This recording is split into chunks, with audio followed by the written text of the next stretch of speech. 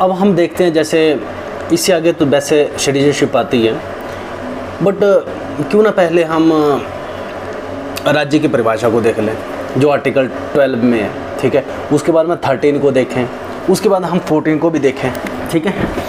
तो जब हम आर्टिकल 12 की बात करते हैं, देखो आर्टिकल 12 में बताते हैं कि आर्टिकल 12 में बात ये है कि जो स्टेट की डेफिनेशन है, सबसे पहले तो मैं एक और बात बताता हूँ।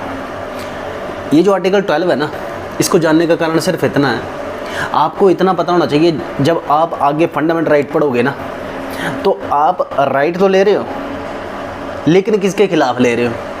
यानी अगर आप चुगली करोगे तो किसकी करोगे, तो जिन की चुगली करोगे, किस से करोगे, सुप्रीम कोर्ट में, हाई कोर्ट में, या फिर सरकार से, सरकार में कहीं भी, किसी भी अदर, तो करोगे किसकी, तो जिनकी करोगे वो आर्टिकल 12 में है।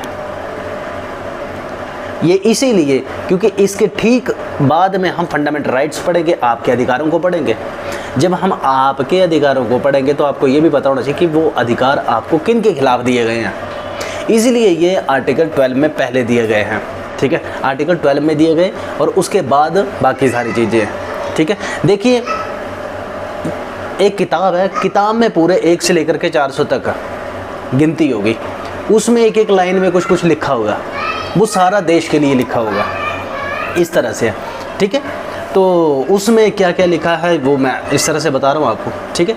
अब देखो स्टेट की परिभाषा में क्या आता है, सीधी बात है, जो भी सरकार से पैसे ले रहे हैं, चाहे आधे ले रहे हैं चाहे पूरे ले रहे हैं, जैसे गवर्नमेंट कॉलेज या कोई रोटरी हॉस्पिटल, यानी आधी सरकारी आधा गवर्नमेंट, ठीक है, या फिर पूरा गवर्नमेंट, जैसे IIM, IIT, एम्स, ठीक है, हमारे DC साहब, IAS ऑफिसर जितने भी, HS ऑफिसर जितने भी, हमारे अलग अलग स्टेट PSC के ऑफिसर्स जितने भी, ठीक है, ऊपर से लेकर के नीचे तक जितने भी हैं, सारे ऑल मिनिस्टर्स और जुडिशरी, ठीक है ना। लेकिन हाँ, इसमें स्टेट की डेफिनेशन में याद रखना है, न्यायाधीश नहीं आते, ठीक है।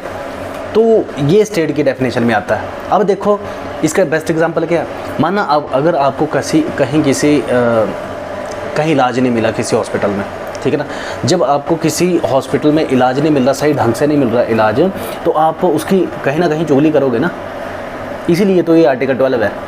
अगर आपको कहीं शिक्षा नहीं मिली, शिक्षा में रिजर्वेशन नहीं मिला, तो IIM में रिजर्वेशन नहीं मिला, कहीं स्कूल में रिजर्वेशन नहीं मिला, स्कूल भी इसमें है, तो चुगली करोगे ना। बस यही डेफिनेशन है और कुछ नहीं। अब आगे बढ़ते हैं आर्टिकल 13।